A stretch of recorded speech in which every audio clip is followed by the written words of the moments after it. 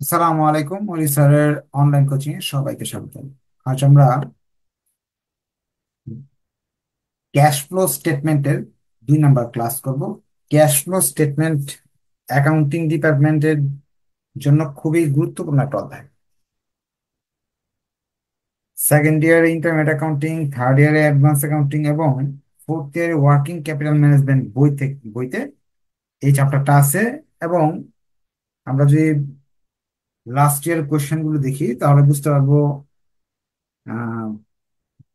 প্রায় প্রতি বছরই, মাঝে মাঝে না, প্রায় প্রতি বছরই এই চ্যাপ্টার থেকে আপনার অঙ্ক থাকে। এমন না যে 1 বছর পর পর থাকে, দেখা যায় 2 বছর আসলে 1 বছর গ্যাপ থাকে। সো যদি আপনি ক্যাশ ফ্লো স্টেটমেন্ট করে রাখেন সেকেন্ড ইয়ার থেকেই, তাহলে থার্ড ইয়ার ফোর্থ ইয়ারে আপনার জন্য একটা চ্যাপ্টার কম করতে হলো, কষ্ট কম করতে হলো, বাদ দেওয়ার তো কোনো অপশনই নেই। আগের ক্লাসে আমরা ক্যাশ ফ্লোর এই যে কি কি আইটেম আসবে, কোথায় আসবে এবং আইটেমগুলো সম্পর্কে পরিচিত হয়েছিলাম, একটা সূত্র সম্বন্ধে একটা সূত্র শিখছিলাম। ওই সূত্রের আলোকে ক্যাশ ফ্লো স্টেটমেন্টের সম্পূর্ণ অঙ্কটাই করছিলাম। আজকে ওই অঙ্কের মতো একটু প্র্যাকটিসের জন্য আরেকটা অঙ্ক করি। আমরা লেকচার শিটের প্রবলেম নাম্বার 5 করব। প্রবলেম 5-এ দেওয়া আছে হলো comparative balance sheet of X Y Z limited and limited for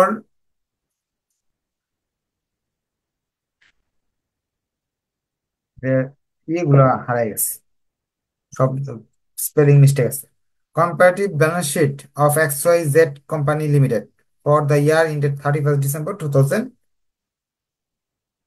and 2013, 2012 এবং 2013 সালের কিছু তথ্য এখানে দেওয়া আছে। একটা ব্যালেন্স শিট দেওয়া আছে তুলনামূলক পার্থক্যমূলক, যে 12 সালে কি অবস্থায় ছিল, 13 সালে কি অবস্থায় আছে। এবং একটা ইনকাম স্টেটমেন্টও দেওয়া আছে। এই অঙ্কে কিন্তু আরো অনেক তথ্য দেওয়া ইনকাম স্টেটমেন্টও দেওয়া আছে, দিয়ে অনেকগুলো সমন্বয়ের কথাও বলছে।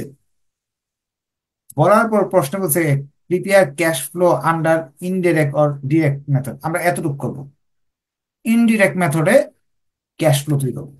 তো অঙ্কটা শুরু করার আগে সবাইকে বলবো, যেহেতু ইম্পর্টেন্ট একটা ক্লাস, তাই সবাই এই ক্লাসটাকে একটু শেয়ার করবেন, তাহলে অন্যরা ওই ক্লাসটা দেখে উপকার পাবে।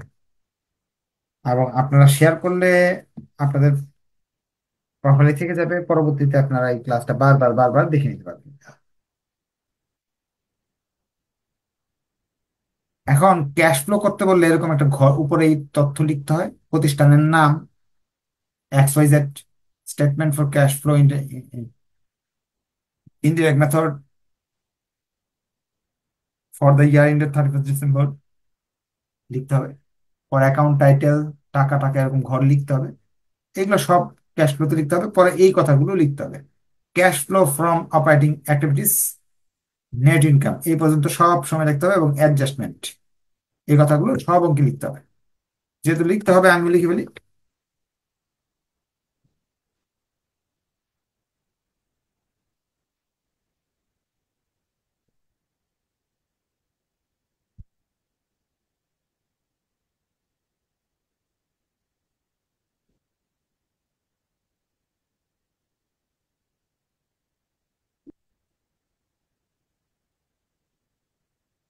ফার্স্ট লিখতে হবে ক্যাশ ফ্লো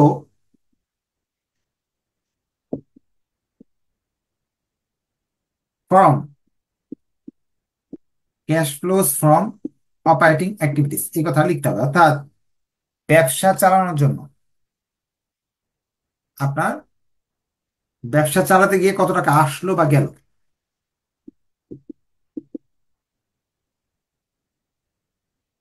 ফার্স্টে নেট ইনকাম লিখতে হবে এবং প্রশ্ন থেকে খুঁজে বের করতে হবে এই জিনিসটা আছে কিনা। অঙ্কে আপনাকে কনফিউশন সৃষ্টি করার জন্য অনেক তথ্য দেওয়া থাকবে, যেগুলো আমাদের কোনো কাজেরই না। যেগুলো কাজের সেগুলো আমরা নিব, আর বাকিগুলো নিব না। ডিপ্রিসিয়েশন কোথাও আছে, খুঁজতেছি পাইতেছি না, এই জায়গায় নাই, আগের দিন তো এখানে ছিল, আরো খুঁজতেছি, এই যে এখানে আছে ডিপ্রিসিয়েশন। আর নেট ইনকাম, ও আগে তো নেট নেট ইনকাম বের করবো, ডিপ্রিসিয়েশন বের করে হচ্ছে আগে। দাঁড়ান মুছি তাহলে। ফার্স্ট বের করবো নেট ইনকাম। নেট ইনকাম কোথায় আছে? নেট ইনকাম পাচ্ছি না খুঁজে। নিচে কি দেওয়া আছে? নাই। আছে এক জায়গায়, খুঁজে বের করেন আপনারা কোথায় আছে।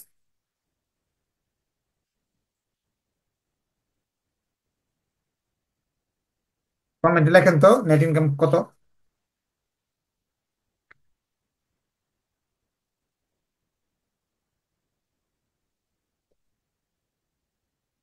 এই যে ইনকাম স্টেটমেন্টেই তো নেট ইনকাম থাকে, 15,120 টাকা। এখান থেকে আপনাকে খুঁজে বের করতে হবে নেট ইনকামটা। আগের বার তো এরকম ছিল। নেট ইনকাম আমরা খুঁজে বের করলাম 15,120 টাকা। পরে লিখতে হবে অ্যাডজাস্টমেন্ট।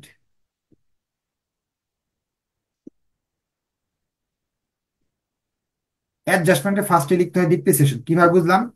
গত দিন এই ছক দেখে বুঝতে পারছিলাম। এই যে গত দিনে আমরা এই ছকে বুঝতে পারছিলাম ইনকাম স্টেটমেন্ট, নেট ইনকাম লিখতে হবে, অ্যাডজাস্টমেন্ট লিখতে হবে, এইসব কথা লিখতে হবে। ডিপ্রিসিয়েশন লিখতে হবে। ডিপ্রিসিয়েশন আমাকে খুঁজে বের করতে হবে। ডিপ্রিসিয়েশন এখানে নাই, নাই খুঁজে পাচ্ছি না। আছে, ইনকাম স্টেটমেন্টের ভিতরে ডিপ্রিসিয়েশন আছে। এই যে ডিপ্রিসিয়েশন 3240 টাকা। 3240 টাকা, 3240। এরপর আপনার সূত্র বলতেছে, ছক বলতেছে লস বা প্রফিট যদি হয়, সম্পদ, স্থায়ী সম্পদ কেনা বেচার ফলে যদি কোনো লাভ লস হয়, সেটা লিখতে হবে আপনাকে।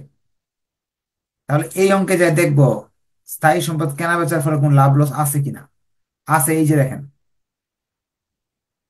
Loss on sales of equipment 180 টাকা। তাহলে এইটা আমাকে লিখতে হবে, loss on sales of equipment 180 টাকা। এরপর লিখতে হবে সম্পদ, চলতি সম্পদ, কারেন্ট অ্যাসেটস আসলো না গেল। কারেন্ট অ্যাসেট আসলো না গেল। আমরা জানি অ্যাসেট আসলে টাকা পকেট থেকে চলে যায়, অ্যাসেট চলে গেলে টাকা পকেটে আসে। আর লাইবিলিটি আসলে টাকা আসে, লাইবিলিটি চলে গেলে টাকা চলে যায়। এটা গত ক্লাসে সূত্রে শিখিয়েছিলাম। এর পরের স্টেপে আমাকে এইগুলো করতে হবে। কিন্তু আপনাদের মনে একটা প্রশ্ন জাগে যে স্যার, এখানে তো প্রশ্নটা আমি, আচ্ছা একটা এন্ট্রি করা নেই পরে বলতেছি, যে কারেন্ট অ্যাসেটস কোনগুলো, এগুলো তো জানেন আপনারা। Account receivable, inventory, prepaid expense, এরা তিনজন হলো কারেন্ট অ্যাসেটস। এই তিনজনের নাম লিখে আমি সালগুলো লিখে ফেলতেছি, 2021 সাল আর 2020 সাল। কারেন্ট অ্যাসেট গুলো কি কি? এখানে কারেন্ট অ্যাসেট, ক্যাশও কারেন্ট অ্যাসেটস, কিন্তু ক্যাশকে আমি নিচ্ছি না, ক্যাশকে সবার শেষে নিতে হয়। Account receivable, inventory, prepaid expense, এইগুলো আমাদের কারেন্ট অ্যাসেটস, চলতি সম্পদ।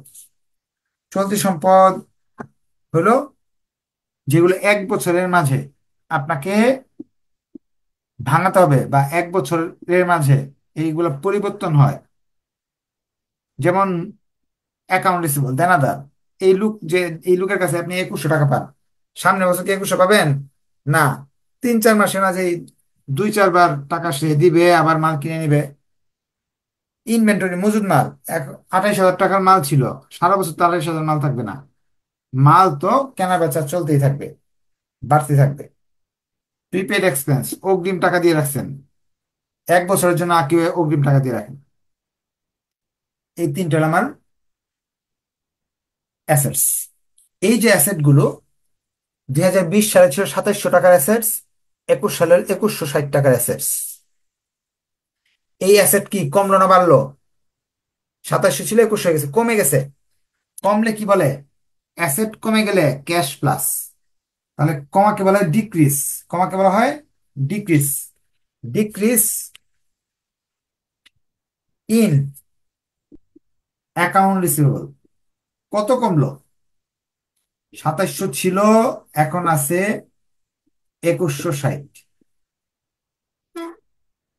তাহলে 540 টাকা কমছে।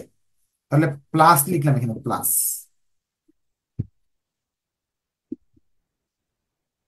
ইনভেন্টরি, ইনভেন্টরি ছিল 28,000, এখন আছে 23,000, কমছে। ডিক্রিজ ইন ইনভেন্টরি, 28,800 ছিল, এখন হলো 23,400। বাদ দিলাম, বাদ দিলে হইতেছে আপনার 5,400। সম্পদ কমলে টাকা বাড়ে, এই জন্য প্লাস। প্রিপেইড এক্সপেন্স 1400 ছিল, 1,000 হয়েছে, ডিক্রিজ।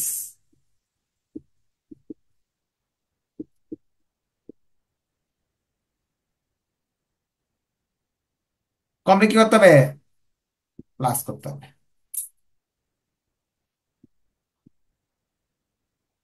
অ্যাকাউন্টস, এখন কি কি নিতে হবে?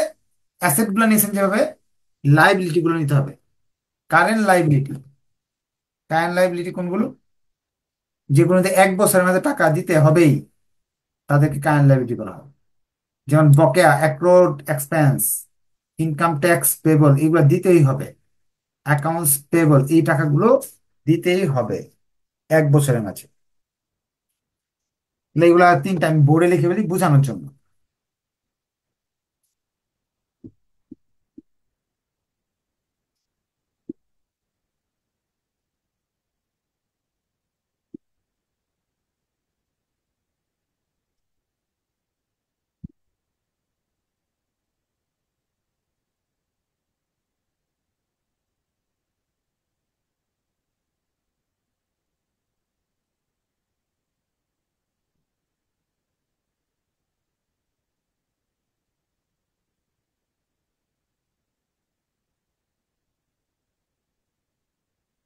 এখন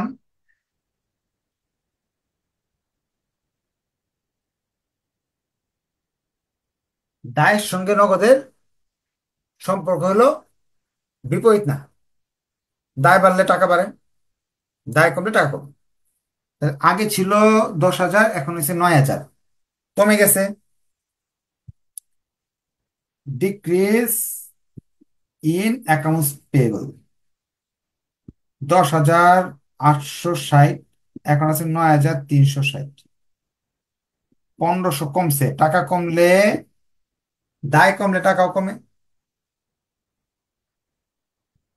অ্যাকাউন্ট অ্যাক্রোড এক্সপেন্স 3600, এখন 2700, কমছে। ডিক্রিজ ইন অ্যাক্রোড এক্সপেন্স, আগে ছিল 3600, এখন আছে 2700, 900 কমছে, মাইনাস। তাহলে ইনকাম ট্যাক্স প্রথমে ছিল 0, এখন হয়েছে 2160, তার মানে বাড়ছে, ইনক্রিজ।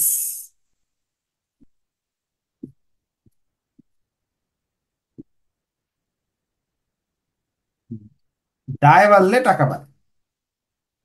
এখন আপনাদের মনে প্রশ্ন জাগে যে এইগুলা বাড়লো কমলো, এই জন্য এগুলো বাস্তব ভিত্তিক জিনিস, যে নগদ টাকা বা এই কি বলে সম্পদ বেড়ে গেলে টাকা চলে যায় পকেট থেকে। তো এরা দুইজনের ব্যাখ্যা তো এই পর্যন্ত দিলেন না। সবগুলা ব্যাখ্যা দিব, যে সব ক্লাস করেন, এখানে সবগুলোর একটা বাস্তব ব্যাখ্যা দিয়ে দিব। সময় দিতে হবে, কারণ একদিনে গত ক্লাসে সব ব্যাখ্যা দিতে পারিনি সময়ের অভাবে। ডিপ্রিসিয়েশন, আপনার মাথা বলতেছে ডিপ্রিসিয়েশন হলে তো খরচ, খরচ হলে টাকা পকেট থেকে যাওয়ার কথা। না না, ডিপ্রিসিয়েশন এইভাবে চিন্তা করতে হবে। ডিপ্রিসিয়েশন হলো এমন খরচ যেটাতে টাকা পয়সা যায় না। ধরেন আপনি একটা মোবাইল কিনছেন 1 লাখ দিয়ে, আইফোন কিনছেন 1 লাখ প্লাস দিয়ে। এখন 6 মাস গেছে, 1 লাখ তো দাম নাই, 80-90 হাজার, নগদ তো আর যায় নাই। কেনার সময় নগদ গেছিল, কিন্তু সারা বছর যে অপচয় হলো প্রতি বছর, বা একটা চেয়ার টেবিল ফার্নিচার কিনছেন, যন্ত্র কিনছেন, সারা বছর যে যায়, নগদে তো যায় না। তো এই এক্সপেন্সটা নগদে যাচ্ছে না। এটা এইভাবে চিন্তা করেন। অপচয় হলে সম্পদের দাম বাড়ে নাকি কমে, এটা হলো প্রশ্ন। আপনারা উত্তর দিবেন। অপচয় হওয়ার ফলে সম্পদ বৃদ্ধি পেল না হ্রাস পেল? প্লাস না মাইনাস?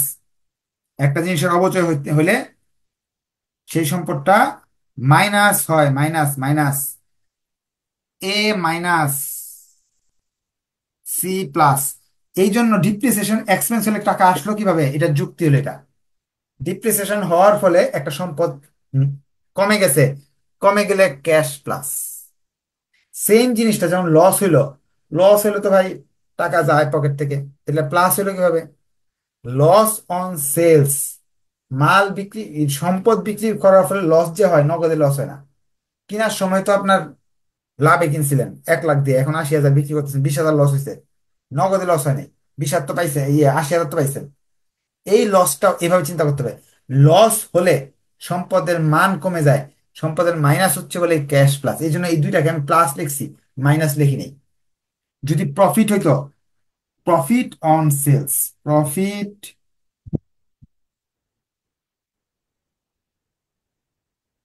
প্রফিট যদি হতো তাহলে এখানে 180 টাকা মাইনাস লিখে ফেলতাম।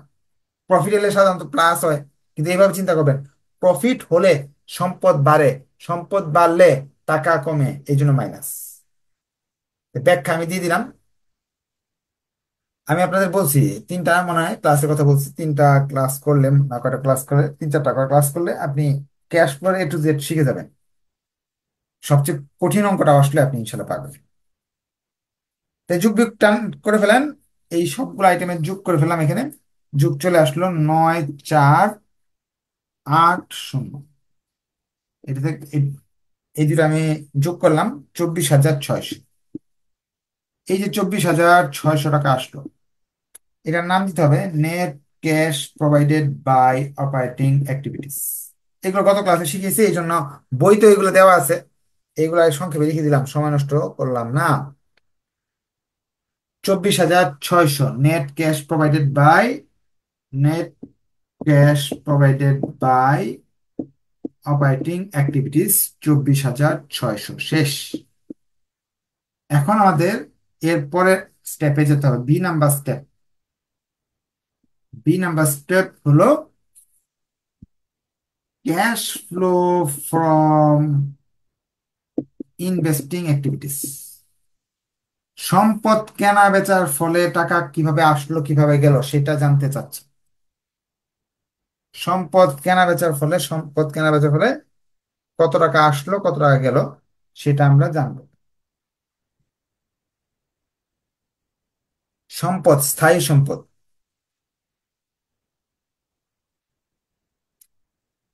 স্থায়ী সম্পদ দুই ভাবে নির্ণয় করা যায়। এক, উপরে ল্যান্ড দেখলাম, এখানে একটা আছে, এখানে একটা আছে, এটার সাথে আপনাকে অবশ্যই সমন্বয়ও মিলাইতে হবে ল্যান্ড সম্বন্ধে। বলতেছে কমন স্টক টাকা 18,000 ওয়াজ ইস্যু টু অ্যাকোয়ার ল্যান্ড। আপনি টাকা দিয়ে জমি কিনেন নাই, আপনি জমিটা ফ্রিতে নিয়ে নিছেন, বিনিময়ে তাকে কোম্পানির মালিক বানিয়ে দিচ্ছেন, এটার অর্থ এটা। আবার বাংলাটা আমি ভালো করে বুঝাই দিই আপনাকে। বলতেছে কমন স্টকের বিনিময়ে জমি কিনলেন, ধরেন আপনি দোকান দিচ্ছেন, দেওয়ার পরে প্রতি মাসে ভাড়া নিয়ে যায় মালিক, এসে মালিককে আপনি বুঝ দিলেন যে ভাই তুমি আমার ব্যবসা প্রতিষ্ঠানের মালিক হয়ে যাও, আমি তো 20 লাখ দিয়ে ব্যবসা শুরু করছি, তো তুমি আমাকে 20 লাখ দিতে হবে না, তোমার জমিটা আমার দোকানের নামে দিয়ে দাও।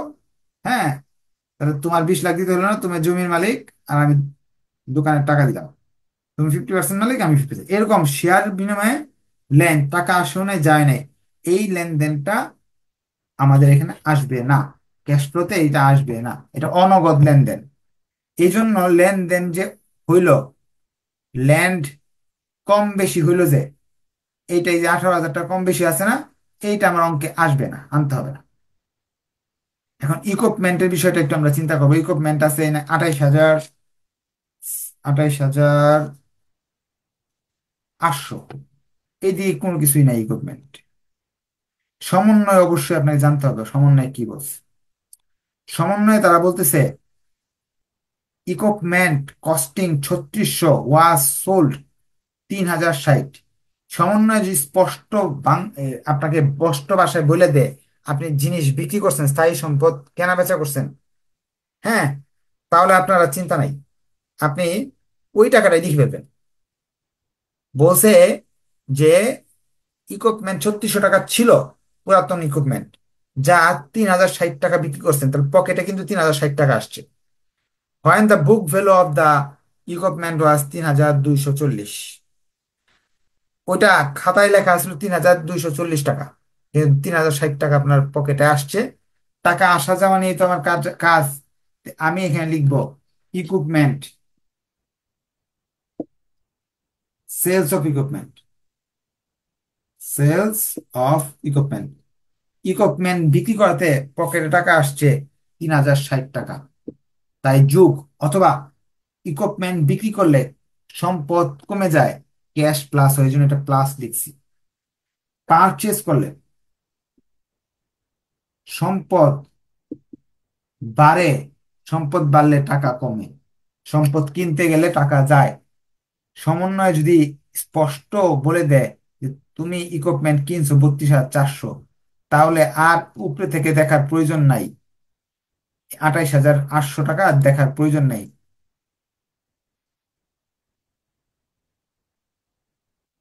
কেনা হয়েছে 32,400 টাকা, equipment costing 32,400 was purchase for cash. 32,400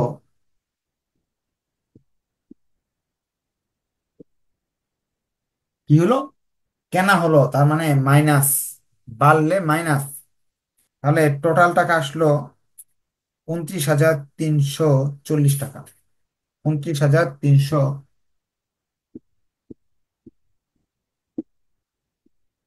এটা হবে cash flow, net cash used, minus আসছে তো, ইউজড বাই ইনভেস্টিং অ্যাক্টিভিটিস। সমন্বয় করা থাকলে উপরে আর দেখতে হবে না, চলে আসলো এটা। এরপর আমাদের 3 number step, cash flow from financing activities. 3টা আইটেম আসবে, আমরা টাইটেল দিতেছি C নাম্বারে, cash flow from financing activities, dividend. Dividend প্রশ্নে দেখি খুঁজে আছে কিনা। ডিভিডেন্ড হলো আপনার, আমরা খুঁজতেছি এখানে, ডিভিডেন্ড খুঁজে পাচ্ছি না, আছে তো, এই যে 5,760 টাকা ডিভিডেন্ড আছে, 5,760 টাকা, এটা আমাকে মাইনাস করতে হবে। 5,760 মাইনাস 5,760 মাইনাস, এখন আপনার প্রশ্ন, স্যার এটা মাইনাস কেন হলো, এটা প্লাস হলো না কেন? আর ডিভিডেন্ড কিন্তু পেইড করা হয়। না স্যার, আমাকে এই এই সূত্র, এক সূত্রতে বুঝাবেন, এটাতে বুঝান। বুঝাচ্ছি। একটা লাইবিলিটির নাম আছে রিটেন আর্নিং। রিটেন আর্নিং জিনিসটা হলো লাইবিলিটি, এটা হলো মালিকের পাওনা, মালিকের লাভ। তার নিয়ে আছে হলো 10,000, এখান থেকে ডিভিডেন্ড দিলে, ধরেন 6,000 টাকা ডিভিডেন্ড দিয়ে দিছি, তাহলে আছে 4,000 টাকা। ডিভিডেন্ড দেওয়াতে লাইবিলিটি কিন্তু কমে গেল, লাইবিলিটি কমে গেলে, এল কমে গেলে সিও কমবে, এই যে জন্য মাইনাস, এল কমলে সি কমে, এই জন্য মাইনাস। বুঝতে পারছেন তো? ডিভিডেন্ড পেইড করার ফলে রিটেন আর্নিং বা লাইবিলিটি কমে যায়, এই জন্য ক্যাশও মাইনাস হয়ে যায়। এখন এখানে বন্ডের বিষয়টা আছে, বন্ড, বন্ডের কিছু করা হয়েছে কিনা আমরা দেখব। বন্ড হলো এই জায়গায়, আমরা কিন্তু বন্ড এই জায়গায় দেখতেছি, প্রথমে কিচ্ছু নাই, পরে আছে 16,200, তার মানে বাড়ছে। বাড়লে তো, দায় বাড়লে টাকা বাড়বে। Issue, bond issue 16,200। Stock, common stock, common stock আসবে না, কেন আসবে না? কমন স্টক না আসার কারণটা হলো, কমন স্টক যে এখানে কমছে বাড়ছে 18,000 টাকা, এটা তো নগদের জন্য না। জমি যে নিছেন, কমন স্টকের পরিবর্তে জমি নিছেন এই যে ই নাম্বারে, এই জন্য কেনা বাড়ছে। তার মানে কমন স্টক আমি আনলাম না, এদিক দিয়ে ল্যান্ডও আমি আনলাম না, কারণ কি এরা নগদ না, অনগদে লেনদেন হয়েছে, একটার পরিবর্তে আরেকটা দেওয়া হয়েছে। কমন স্টক আনার প্রয়োজন হলো না। যোগ বিয়োগ করলে আসতেছে 10,440 টাকা। এটার নাম হলো net cash provided by financing activities. এই তিনটা যোগ বিয়োগ করবো, আনসার আসবে, আনসার আসবে 5,700 টাকা মনে হয় না? 5,700।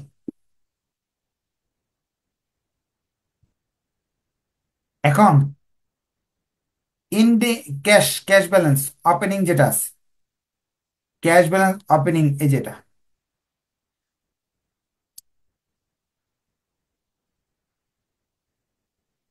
আচ্ছা আমাদের এখানে একটা প্রিন্টিং মিস্টেক আছে। ইকুইপমেন্ট পারচেস 32,400, 32,400 যোগ বিয়োগে কিছু ভুল আছে, দাঁড়ান দেখি কোন জায়গায় যোগ বিয়োগে এক জায়গায় ভুল আছে।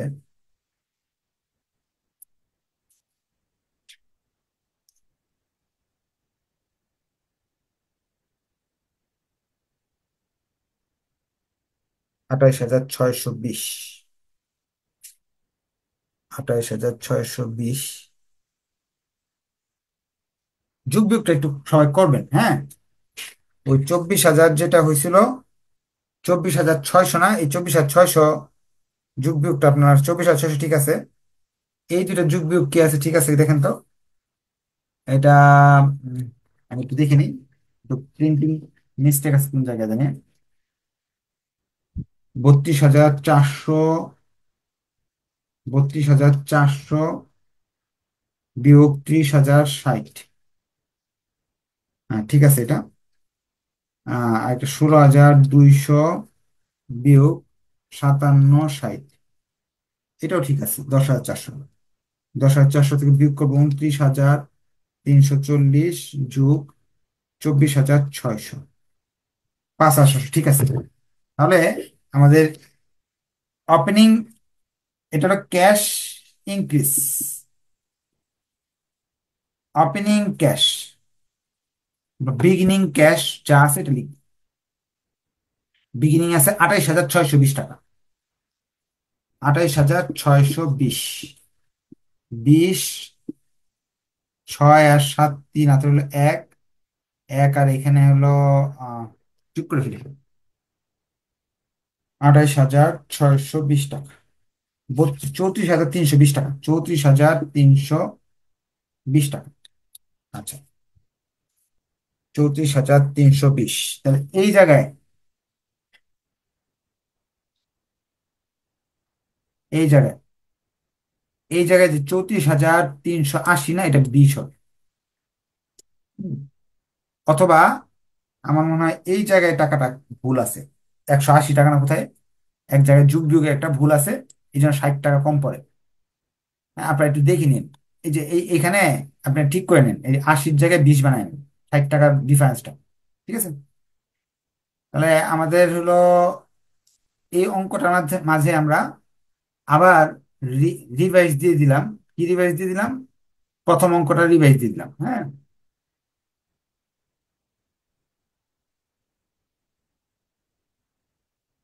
ডিভিডেন্ড 5,700 না, এই যে ঠিক আছে ঠিক আছে, থ্যাংক ইউ থ্যাংক ইউ। ভুলটা হলো এই জায়গায়, আমি ভুল এই জায়গায় করছি, 60 টাকা ভুল এই জায়গায় ভুল করছি, দাঁড়ান দেখাই দিই। আমাদের ভুলটা এই জায়গায় হয়েছে, এখানে 5,700 হবে। এই যে 60 টাকা ভুল হয়েছে, 60 টাকা এখানে হবে না, 5,700 হবে। Thank you. 5,700, 5,700 হইলে তো এটা আপনার উম, এইদিকে 40 হবে না, 40 না হলে এই জায়গায় 60 টাকা মানে বেশি হবে, আর এই জায়গায় পরে 80 টাকা হয়ে যাবে। হুম, ঠিক আছে, যুগ বিয়োগটা আপনারা করে নিন, এই যে এখানে 60 টাকার ডিফারেন্স ছিল, ভুলটা এখানে ছিল। নেক্সট ক্লাসে দেখা হবে, ধন্যবাদ সবাইকে। প্রশ্ন থাকলে নেক্সট ক্লাসে করতে পারবেন।